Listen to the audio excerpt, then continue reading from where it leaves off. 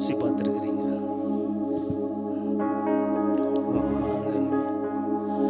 பாடல் வரிகள் சொல்லுகிறது, பாவி என்று என்னை அவர் தள்ளவே மாட்டார், ஆவலாய் உன்னை இயேசு அழைக்கிறாரே. ஆனால் உலகத்தில் நம்மளுக்கு ஒரு தப்பு பண்ணிட்டா இயேசு தண்டிப்பார்ன்ற ஒரு பயம் உலகத்தில் நம்மளுக்கு இருக்கும். ஆனால் அவர் தண்டிக்கிறவர் அல்ல, மன்னிக்கிறவர்.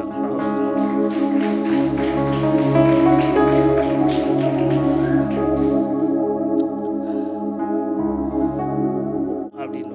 ஆனால் நம்ம தேவன் மட்டும்தான் என் இடத்துல கொண்டு வா, என் இடத்துல அவனுக்கு மன்னிப்பு உண்டு. பிசாசுக்கு பிடிக்காத ஒரே விஷயம் எது சொல்லுங்க? மன்னிப்பு. ஆனால் தேவனுக்கு பிடித்த ஒரே விஷயம் மன்னிப்பு.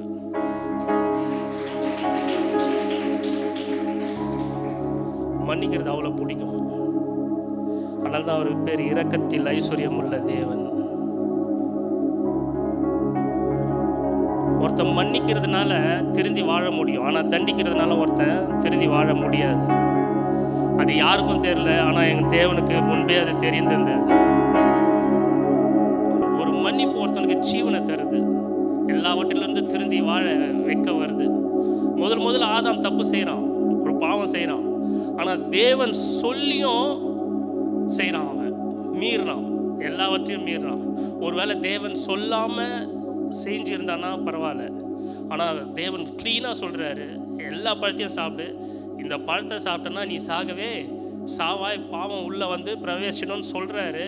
ஆனால் எல்லாமே, அதாவது கண்டிஷன்ஸ் போட்டும் அவன் சாப்பிட்றான், சாப்பிட்டு பாவம் உள்ளே வருது. ஆனால் பாருங்கள், அவன் பாவம் ஆயிட்டான்றதுக்காக தேவன் அவனை தள்ளவே இல்லை, அவனை தேடி தான் வர்றாரு. பாவி என்ன அவனை தள்ளவே இல்லை. ஆனால் இவன் தான் போய் மறையிறான், ஆனால் தேவன் மறையவே இல்லை, இவனை தேடி தான் வர்றாரு. நல்லா கவனிப்பா, பசங்களை பார்த்துன்னு இருக்காது, நல்லா கவனி. இன்றைய நாள் ஒரு பெரிய ஆசீர்வாதத்துக்குரிய நாள். எத்தனை பேர் ஆமேன்னு சொல்கிறீங்க? இங்கே துக்கமாக உட்காந்து போகிற நாள் கிடையாது, சந்தோஷமாக உட்காந்துட்டு போகிற நாள். யார் எத்தனை பேர் சொல்லியிருக்காங்கன்னு தெரியாது, நான் சொல்கிறேன். Happy good Friday. எத்தனை பேர் சந்தோஷமாக இருக்கு? யாராவது சொல்லியிருக்கிறாங்களா ஹாப்பி குட் ஃப்ரைடேன்னு? சொல்லியிருக்கிறாங்களா? இந்த சபை சொல்லும், எல்லாம் ஹாப்பி ஈஸ்டர்ன்னுவாங்க. ஆனால் குட் ஃப்ரைடே நான் பார்த்து தமிழில் மட்டும் என்ன சொல்லிடுவாங்க? துக்க வெள்ளின்ட்டு போயிடுவாங்க. நல்ல வெள்ளி. ஏன்னா அவர் முன் சந்தோஷத்தை வைக்கும் பொருட்டு எனக்காக அவர் சிலுவையை சகித்து பாடுகளை அவரே சந்தோஷமாக தான் போகிறாரு. அப்புறம் நான் எதுக்கு துக்கப்படணும்? எதுக்காக அவர் சந்தோஷமாக போகிறாரு? நான் அவரோடு கூட என்னை எடுத்துக்க போகிறாருன்றதுக்காக, நம்ம எல்லாரையும் சேர்த்து அவரோடு கூட சேர்த்துக்கொள்ளாருன்றதுக்காக அவர் சந்தோஷமாக போகிறாரு. இது ஒரு சந்தோஷமான நாள். பாருங்கள், ஆதாம் ஊழ்ந்துட்டான், தேவன் அவனை தேடி வராரு. அவன் என்ன பண்ணுறான்? அத்தி இலையினால் ஆடைகளை தைத்து உண்டு பண்ணிக்கிறான். அத்தி இலை என்பது சுயநீதி. சொல்லுங்கள், அத்தி இலை என்பது சுயநீதி. அதாவது தன்னுடைய மானத்தை அவனே இது பண்ணிக்கிறான், காப்பாற்றிக்க பார்க்குறான். ஆனால் கர்த்தர் பாருங்க, உலக தோற்றத்திற்கு முன்பாகவே அடிக்கப்பட்ட ஆட்டுக்குட்டியாய் வந்தவர் அவர் வராரு. ஆதாமே எங்கே இருக்கிறாய்? வராரு, அவனை தேடி வராரு, அவனை தள்ளவே இல்லை, வராரு, அழைக்கிறார் அவனை. ஆதாமே எங்கே இருக்கிறாய்? அவன் சொல்கிறான், நீர் எனக்கு கொடுத்த மனைவினால் எப்படி ஆயிடுச்சு? ஆண்டவர் சொல்கிறாரு, தோலினால் ஆடையை அவர் உண்டு பண்ணி அவனுக்கு உடுத்து வித்தாராம். என்னது? தோலினால் ஆடையை உண்டு பண்ணி அவனுக்கு உடுத்து வித்தார். அங்கேயே ஆடை அடிக்கப்பட்டுருச்சு. எங்க? இயேசு கிறிஸ்து அங்கேயே அடிக்கப்பட்டுட்டார். முதல் பாவத்திலே இயேசு கிறிஸ்து அடிக்கப்பட்டுட்டார். அடிக்கப்பட்டு இவன் சுயநீதியினால் இவன் என்கிட்ட வரவே முடியாது, என்னுடைய நீதியை இவனுக்கு நான் தேவ நீதியை நான் தருகிறேன்றதால தான் அந்த ஆடை அடிக்கப்பட்டது. அடிக்கப்பட்டுட்டு எல்லாருமே என்ன பண்ணுவோம்? ட்ரெஸ்ஸை யார்கிட்ட கொடுப்போம்? பசங்கிட்ட கொடுத்து இந்தடா போட்டுக்கூடான்னு. ஆனால் அவர் போட்டுக்கடான்னு சொல்லலை, உடுத்தி விட்டாராம். இந்தடா அந்த நீதி வேணாம் உனக்கு, இந்த நீதி, அந்த நீதி தான் நம்மளை நித்தியமாக வழிநடத்துகிற நீதி. தானியேல் தான் தீர்க்க தரிசனமாக சொல்கிறான். தானியேல் அந்த நித்திய நீதி எனக்கு கிடைக்குமா என்று அவன் தீர்க்க தரிசனமாக கேட்குறான். எனக்கு கிடைக்குமா அப்படின்னு கேட்குறான். ஆனால் அந்த நித்திய நீதியை கர்த்தர் நமக்கு கொடுத்தார். சிலுவையில் மரித்து நமக்காக அவர் என் மீறுதல்களுக்காய் அவர் காயப்பட்டு என் அக்கிரமங்களுக்காக நொறுக்கப்பட்டார். என் மேல் சமாதானம் உண்டு பண்ணுமாகின அவர் மேல் வந்தது. எவ்வளோ நல்ல தேவன்.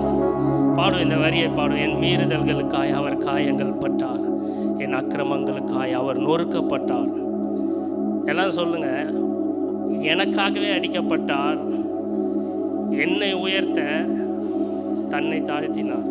சொல்லுங்க, அப்போ நான் உயர்ந்து தான் இருப்பேன். சொல்லுங்க, நான் உயர்ந்து தான் இருப்பேன். எத்தனை பேர் இந்த பாடல் வரியை உணர்ந்து பாடினீங்க?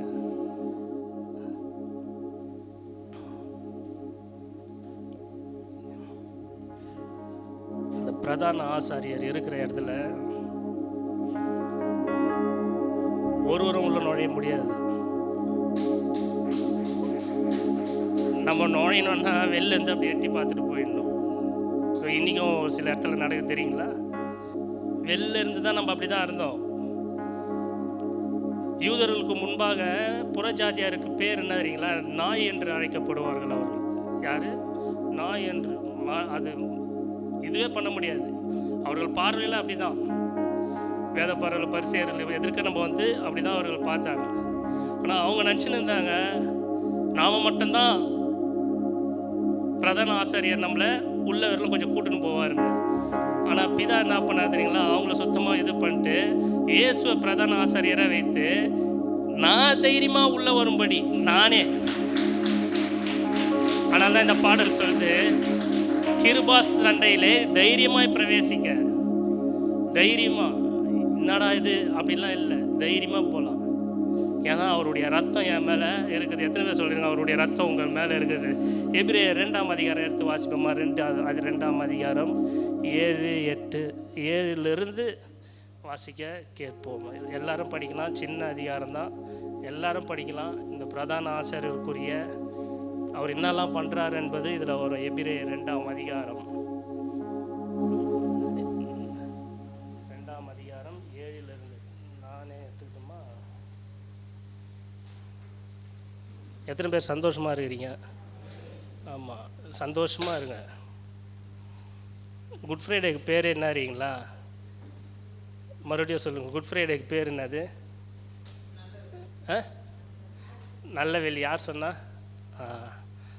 இன்றைக்கி ஒன்று கற்றுன்னு போங்க. குட் ஃப்ரைடேக்குன்னா இன்னும் அர்த்தம்னு. ஹலோ, அதில் வச்சாச்சு. நானும் இங்கே வச்சிட்டேன்.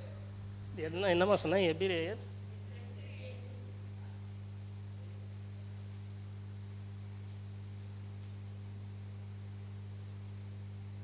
2:7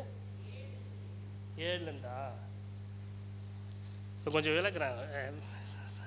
அப்படியே படி, உங்களுக்கே புரியும். ஓகேங்களா? எத்தனை பேர் இந்த சிஎஸ்கே மேட்ச்லாம் பார்ப்பீங்க? ஃபுட்பால் மேட்ச்லாம் பார்ப்பீங்களா? டிவியில் பார்க்குறீங்க. அப்போது பயப்படாதீங்க, சொல்லுங்கள், ஒன்றும் பண்ண மாட்டேன். பார்க்குறீங்க, ஓகே. தோற்று போனால் என்ன பண்ணுவீங்க? என்ன பண்ணுவீங்க? ரிமோட் எடுத்து டிவியை உடச்சிட்றீங்களா? என்ன பண்ணிட்டு போகிறீங்க? போகிறீங்களா? இதே ஜெயிஸ்டா என்ன பண்ணுறீங்க? அவ்வளோதானா? எகிரி கத்தின்லாம் குதிக்க மாட்டியா? அவன் பட்டாசு வச்சு கொளுத்தி கொண்டாடுவான், கேக்கெல்லாம் வாங்கி வெட்டி கொண்டாடுவான். குட் ஃப்ரைடேக்கு அர்த்தம் என்ன தெரியுங்களா? சிலுவையிலே அவர் வெற்றி சிறந்தார். அதுதான் குட் ஃப்ரைடே.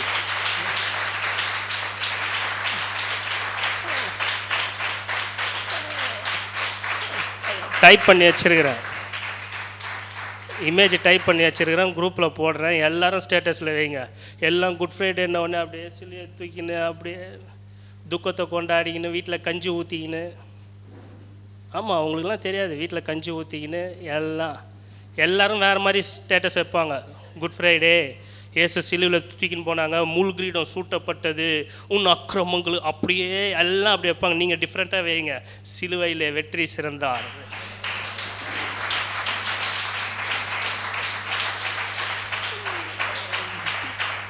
முடியறதுக்குள்ளே குரூப்பில் போட சொல்கிறேன். முடிஞ்சா இப்போயே கூட குரூப்பில் போட்டு விட்டுருப்பா தம்பி. எங்கே பார்க்குறேன்? போட்டு விட்டுரு. சிலுவையிலே வெற்றி சிறந்தார். ஓகேங்களா? படிப்போம் இப்போது. அவனை தேவ தூதரிலும் சற்று சிறியவராக்கினீர். யாரை? எல்லாரும் சொல்லுங்கள். என்ன சொல்லுங்கள்? என்ன? தேவ தூதரிலும் சற்று. எல்லாரும் சொல்லுங்கள். சற்று. ரொம்ப இல்லை. தேவ தூதரிலும் சிறியவன் ஆக்கினார்னா அவனுக்கு அடுத்த இது நான் தான். இப்போ அவர் தூக்கிட்டாருன்னா அடுத்தது நான் எங்கே போவேன்? தேவ தூதர்கிட்ட நான் அந்த ரேங்கில் வந்துடுவேன். ஓகேங்களா? இப்போ அவர் என்ன சொல்கிறாரு? தேவ தூதரிலும் சற்று. புரியுதுங்களா? அப்படின்னா என்னன்னா, அவர் பக்கத்துலேயே தான் நானே இருக்கிறேன். அவர் இப்படி கையை பண்ணார்னா என் மேலே இடிக்கும், பார்த்து தூதரு அப்படின்ற மாதிரி. அப்படின்னா என்ன, அவர் எம்மையும் அவன் கூட தாங்கிறாரு. அது ஃபஸ்ட்டு தெரிஞ்சுங்க. யார்? இதுக்கேவா? இதுக்கேவான்னா இதுக்கே கை தட்டிங்களான்ற.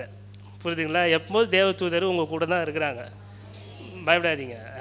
எப்பொழுதும் உங்கள் பலவீனத்தெல்லாம் விடவே மாட்டாங்க. அப்படி உங்களுக்கு எதாவது ஆச்சுன்னா யார் கணக்கு கொடுக்கணும் தெரியுமா? இவர் தான் கணக்கு கொடுக்கணும். கேப்ரியலே பார்த்துக்கோ, இவர் தான் கணக்கு கொடுக்கணும். எங்கே? அவர்கிட்ட. புரியுதா? ஒரு புள்ளைய பார்த்துக்க சொல்லிட்டு போயிட்டு பிள்ளைக்கு எதாவது ஆச்சுன்னா யாரை திட்டுவீங்க? புள்ளையா வந்து அடிப்பீங்க. என்னடா பண்ணேன்னு. உன்னை எதுக்கு வச்சேன்? அவனை பார்த்துக்க தானே வச்சேன். அப்படி தான் நம்மளை வச்சிருக்கிறார் தேவதூதரில் சற்று. சிறியவன் ஆக்கினீர், மகிமையினாலும் கனத்தினாலும் எனக்கு முடிசூட்டி. சொல்லுங்க. மகிமையினாலும் கனத்தினாலும். ஆனால் அவர் சொல்கிறாரு, என் மகிமையை நான் வேறொருவனுக்கு கொடேன் சொல்லிட்டு என்ன சொல்கிறாரு? அப்போ அந்த மகிமை யாருது? அவருது. இப்போ அந்த மகிமை யாருக்கு செலுத்துறாரு? எனக்கு செலுத்துறாரு. என்னங்க என்ன மனுஷங்க அவர்? மனுஷன் கிடையாது. ஆமாம், மனுஷகுமார்னா வந்து தேவகுமார்னா மாறிட்டார். புரியுதுங்களா? சிலுவைக்கு போகிறதுக்கு முன்னாடி சொல்கிறாரு இந்த வார்த்தையை. என்ன சொல்கிறாரு? என் மகிமையை நான் வேறொருவருக்கு கொடுக்க மாட்டேன். என்ன மகிமை? அந்த மகிமைனா சிலுவைக்கு போகிறது தான். அவர் ஜெயிக்க போகிறாரு பார்த்தீங்களா? அதை வேற யாருக்கும் நான் கொடுக்க மாட்டேன். நான் ஒருத்தனே போயிட்டு நானே ஜெயிச்சுட்டு வருவேன். யாருக்காகனா என் பிள்ளைகளுக்காக ஜெயிச்சு அந்த மகிமையை நான் அவங்களுக்கு தருவேன். யாருக்கும் கொடுக்க மாட்டேன்ட்டு மொத்தமாக சம்பாரிச்சு என்கிட்ட கொடுக்குறாரு அவர். மகிமையை நான் வேறொருவருக்கு கொடேன், மகிமையினாலும் கனத்தினாலும் அவனை முடிசூட்டி உம்முடைய கரத்தின் கிரியைகளின் மேல் அவனை அதிகாரியாக வைத்து சகலத்தையும். சொல்லுங்க. அவனுடைய பாதங்களுக்கு கீழ்ப்படுத்தினர் என்று சொன்னான். சகலத்தையும் அவனுக்கு கீழ்ப்படுத்தினார் என்கின்ற விஷயத்தில் இங்கே வருங்க. சகலத்தையும் எல்லாரும் பக்கத்தில் பார்த்து சொல்லுங்க. ஆமாம் ஆமாம், இதெல்லாம் மறந்துடுறதால தான் வந்து பிரச்சனையாக வருது. சகலத்தையும். சகலத்தையும்னா என்ன? எல்லாமே. இப்போ நான் உன்னையும் சொல்கிறேன், சர்ச்சு முடிஞ்ச என்ன அப்பா இங்கே இருக்கிறதெல்லாம் எல்லாத்தையும் எடுத்துன்னு போகலாம்ப்பா நீங்கள் அப்படின்னா ஏதாவது ஒன்று விடுவீங்க? முதல்ல இந்த ஃபேனை திரும்ப நம்ம வால் ஃபேனில் ஏசி அவன் கைட்டுறதுக்கு முன்னாடி நீ என்னங்க எல்லாம் ரெடியாக தான் இருக்கிறீங்க போல வெயிலுக்கு. ஒன்று விடாமல் ஒரு கடை காலியாக போகுது, நாளைக்கு காலி பண்ண போகிறோம், எல்லாமே நாங்கள் இது பண்ண மிச்சம் இருக்கிறத நீங்கள் எடுத்துன்னு போங்கன்னா இருக்கிற அந்த ஊர் ஜனமே அங்கே தான் இருக்கும். அப்படின்னா என்ன? சகலத்தையும் ஒன்று கூட விடாமல் யாரு கீழப்படுத்தியிருக்கிறாரு? எனக்கு கீழப்படுத்தியிருக்கிறாரு. அப்போ எல்லா அதிகாரமும் எனக்கு இருக்குது. நான் என்ன அதிகாரம் செலுத்துகிறேனோ அந்த அதிகாரத்தின்படி அப்படியே நடக்கும். ஏன்னா நான் காரணம் ஒரு நாமத்தை யூஸ் பண்ணுறேன், அது இயேசுவின் நாமம். சகலத்தையும் அவனுக்கு கீழ்ப்படுத்தினார் என்கின்ற விஷயத்தில் அவர் அவனுக்கு கீழ்ப்படுத்தாத, அவரே சொல்லிட்டாரு.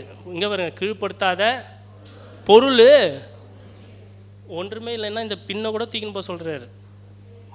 உங்களுக்கு இப்போ தெரியாது, புரிஞ்சவங்களுக்கு மட்டும்தான் தெரியும்.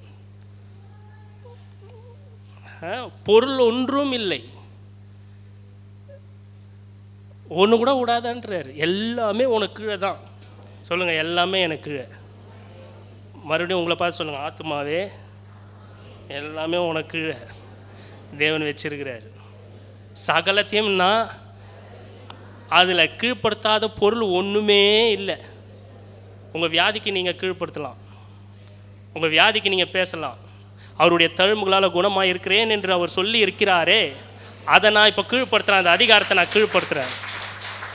உங்களை வறுமையில் நீங்கள் சொல்லலாம், அவருடைய ஐஸ்வர்யத்தினாலே நான் ஐஸ்வர்யமாகி இருக்கிறேன், அவருடைய தரித்திரத்தினாலே நான் இப்போது ஐஸ்வர்யமாக இருக்கிறேன் அப்படின்னு நீங்கள் சகலத்தையும் சொல்லலாம், எல்லாத்தையும் சொல்லலாம். பொருள் ஒன்றுமே இல்லை, எல்லாமே சொல்லலாம். அப்படி இருந்தும் இன்னும் அவனுக்கு சகலமும் கீழ்பட்டிருக்க காணோம். அடுத்தது பாருங்க, என்றாலும் தேவனுடைய கிருபையினால் ஒவ்வொருவருக்காகவும் மரணத்தை ருசி பார்க்கும்படி, யாராருக்காக சொல்லுங்க, உங்களை பார்த்து சொல்லுங்க, உனக்காக எனக்காக ஒவ்வொருவருக்காகவும் மரணத்தை ருசி பார்க்கும்படி தேவ தூதரிலும் சற்று சிறியவராக்கப்பட்டிருந்த இயேசு. என்ன சொல்லுங்க, என்னங்க இது புரியுதா? எத்தனை பேருக்கு புரியுது? மெசேஜ்லாம் எத்தனை வரல, ஆவியானவர் நடத்துகிறாரு, நான் போயிட்டுருக்கேன், மெசேஜே கிடைக்கல, நேற்றே சொல்லிட்டேன், ஓகேங்களா? அதனால் இதை நல்லா கவனிங்க. அங்கே என்ன சொன்னார்? தேவ தூதர்லாம் யார் சற்று சிறியவர்? நான் தான். இங்கே என்ன சொல்கிறாரு? இயேசு தேவ தூதரில் சற்று. குழப்பமா இல்லை? இருக்கட்டும் இருக்கட்டும், மனுஷகுமார். அதுக்கு முன்னாடி யார் குமாரனா இருந்தார்? அப்போ இயேசுக்கு சற்று இல்லை. நானே விளக்குறேன், நீங்கள் விளக்கி என்னை குழப்பிடாதீங்க, நானே விளக்குறேன், நானே வரேன். அங்கே என்ன சொல்கிறாரு? சிலுவைக்கு போகிறதுக்கு முன்னாடி தேவதூதரில் சற்றிவன் சிறியவன். இப்போ எப்படி இங்கே வராரு தெரியுங்களா? தேவதூதரிலும் பெரியவர் இவர் தான். பிதா, குமாரன், பரிசுத்தாவி, மூன்றுமே ட்ரினிட்டி, திருத்துவாங்க வேலை செய்து, மூன்றுமே இவர் தான். மூன்றுமே இவர் பரலோகத்தில் இருந்தால் செயல்பட்டு இருக்கிறாரு. இப்போ என்ன ஆகிட்டாருன்னா, இவரை தன்னை தாழ்த்துறாரு. எப்படி தாழ்த்துறாரு? தேவதூதரிலும் சற்று சிறியவர்னா அப்போ யாருக்காக தாழ்த்துறாரு? எனக்காக தாழ்த்துறாருன்னா அப்போ நான் எங்கே இருக்கிறேன்? லைட் அச்சுதாம்மா, உனக்கு லைட் அச்சுதா? என்ன லைட் அச்சுது? தேவ தூதர்களும் சற்று சிறியவன் நான் அல்ல, தேவ தூதர்களும் பெரியவன். இதெல்லாம் நான் வெளில போய் பேசினேன்னு வச்சிங்களேன், வா ராஜா வா ராஜா வா ராஜா, பாண்டியில் போவாங்க ராஜா ராஜா ராஜா ராஜா ராஜா அப்படின்ற மாதிரி இருக்கும். எத்தனை பேர் புரியவே இல்லை. நான் யார் தெரியுங்களா? வேதம் சொல்லுது, நான் ஒரு தேவன். சொல்லுங்க, பயந்துடாதீங்க. ஆமாம், நான் ஒரு தேவன். நீங்கள் யாராக இருக்கிறீங்க? நீங்கள் யார் சாயலாக இருக்கிறீங்க? யார் ரூபமாக இருக்கிறீங்க? அப்போ யாரை போல இருக்கிறீங்க? தேவனை போல தானே இருக்கிறீங்க. அப்போ நீங்கள் யார்? அவர் எனக்கு அப்பானா, நான் புள்ளன்னா நான் யார்? எல்லாமே அவருக்கு உரியதுனா எனக்குரியது. புரியுதுங்களா? இப்போ எங்கள் அப்பாவுக்கு நான் 2 டிரைவர் 2 வேலைக்காரங்க இருக்கிறாங்கன்னா, அந்த வேலைக்காரங்க 2 டிரைவர் யாருக்கு வேலை செய்யணும்? எனக்கும் வேலை செய்யணும். அப்போ நான் யாரை விட பெரியவங்க? அந்த வேலைக்காரங்களை விட நான் பெரியவன். இப்போ நான் யாரை விட பெரியவன்? இப்போ நான் யாராக இருக்கிறேன்? தேவனாகவே இருக்கிறேன்.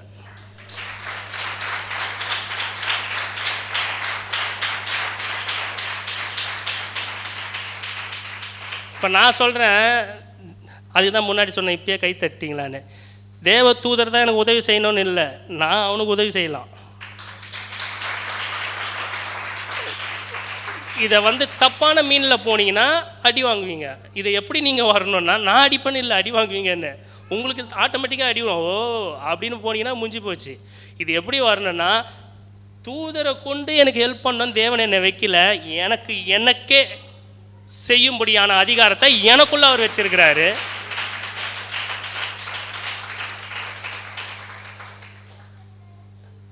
எவ்வளோ பெரிய விஷயம் தெரியுங்கன்னா, இதுதாங்க சிலுவையில் நடந்த ஒரு விஷயம். சிலுவைன்னா என்னன்னா நிறைய விஷயம் இருக்குது. சிலுவைன்னா என்னன்னா, அவரை என்னையாவே மாற்றிட்டார்.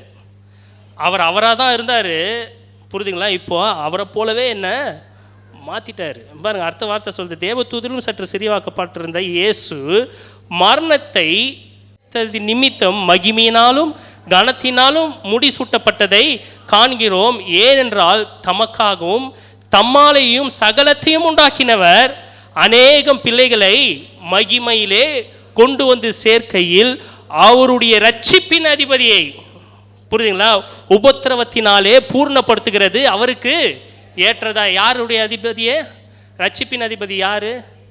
இயேசு. உபத்திரவத்தினால் என்னை பார்க்குறாரு, இவன் அதுக்கு ஃபிட் ஆக மாட்டான் அப்படின்னோடனே இயேசுவை பார்க்குறாரு, இவர் எல்லாத்துக்கும் ஃபிட் ஆகுறாரு.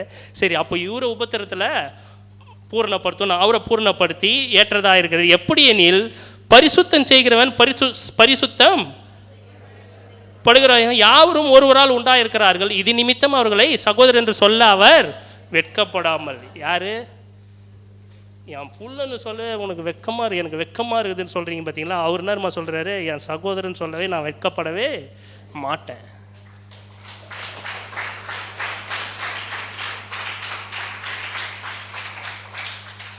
அதே எபிரேயரில் ஒரு வார்த்தை சொல்கிறாரு, ஆபிரகாமின் தேவன் என்று யாக்கோபின் தேவன் என்று நான் சொல்ல வெட்கப்படவே மாட்டேன்றாரு. யாக்கோபு யார்?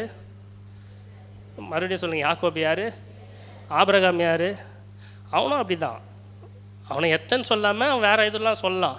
ஆனால் இவர் சொல்கிறாரு, இவர்களின் தேவன் என்று சொல்ல நான் வெட்கப்பட மாட்டேன்றாரு. அப்போ எல்லாம் உலகம் சொல்லலாம், இவர்களின் தேவனாப்பா அவரு அப்படின்னு அவர் இல்லை, நான் வெட்கப்படவே மாட்டேன்றார். என்னை குறித்து அவர் வெட்கப்படாமல், உம்முடைய நாமத்தை என் சகோதரருக்கு அறிவித்து சபையை நடுவிலே நான் உம்மை துதித்து பாடுவேன் என்றும் நான் அவரிடத்தில் நம்பிக்கையாக இருப்பேன் என்றும் இதோ நானும் தேவன் எனக்கு கொடுத்த பிள்ளைகளும் என்று சொல்லி இருக்கிறார். சொல்லுங்கள், நீங்களாம் யார்? பிள்ளைகள். மறுபடியும் சொல்லுங்கள், நீங்களாம் யார்? யார் கொடுத்த பிள்ளைகள்? தேவன் கொடுத்த பிள்ளைகள். புரியுதுங்களா? ஆதலால் பிள்ளைகள் மாம்சத்தையும் இரத்தத்தையும் உடையவராக இருக்க அவரும் என்னை போல மாம்சத்தையும் இரத்தத்தையும் உடையவரானார். மரணத்துக்கு அதிகாரியாக பிசாசானவனை தமது மரணத்தினாலே அழிக்கும்படிக்கும் ஜீவ காலமெல்லாம். இதுக்கு யாரெல்லாம் இந்த வசனத்துக்கு, இந்த வசனத்தின்படி தான் நான் இப்போ இருக்கிறேன்னீங்கன்னா இப்போ உங்களுக்கு அந்த விடுதலை வரும். ஜீவ காலமெல்லாம் மரண பயத்தினாலே அடிமைத்தனத்திற்குள் ஆனவர்கள் யாவரையும் விடுதலை பண்ணும்படிக்கு அப்படி ஆனார். சில பேர் இந்த மரண பயம் அப்படியே வாட்டும் இல்லை, மரண பயம் அப்படியே வாட்டும். கர்த்தர் சொல்கிற அந்த மரண பயம்லாம் நீங்கினது. எங்கே நீங்கினது? 2000 வருஷத்துக்கு முன்னாடியே நீங்கிருச்சு. சிலுவையில் கர்த்தர் நீக்கி போட்டார். ஆதலால் அவர் தேவதூதருக்கு உதவியாய் கை கொடாமல், யார் கை கொடுத்தாரு தெரியுங்களா? ஆபிரகாமின் சந்ததியாகிய எனக்கு உதவியாய் கை கொடுத்து அன்றியும் அவர் ஜனத்தின் பாவங்களை நிவர்த்தி செய்வதற்கு ஏதுவாக தேவ காரியங்களை குறித்து இரக்கமும் உண்மையும் உள்ள பிரதான ஆசிரியராக இருக்கும்படிக்கும் எவ்விதத்திலும் தம்முடைய சகோதரருக்கு ஒப்பாக வேண்டியதாய் இருந்தது. ஆதலால் அவர் தாமே, எல்லாருமே சேர்ந்து சொல்லுவோமா இந்த லாஸ்ட் வசனத்தை? ஆகிலும் அவர் தாமே சோதிக்கப்பட்டு பாடுபட்டதினாலே அவர் சோதிக்கப்படுகிறவர்களுக்கு உதவி செய்ய, எனக்கு உதவி செய்ய அவர் வல்லவராக இருக்கிறார். எல்லோரும் எழுந்திருந்து